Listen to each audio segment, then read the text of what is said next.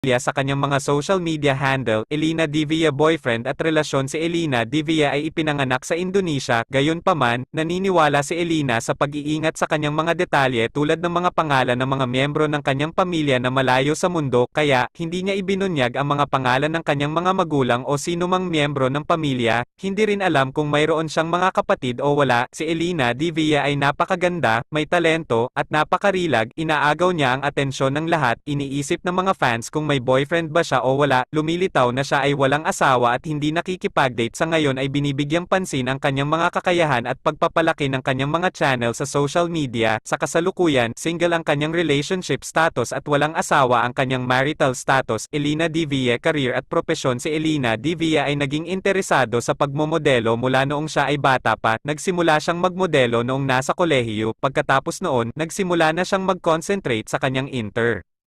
Hanggang dito na lang mga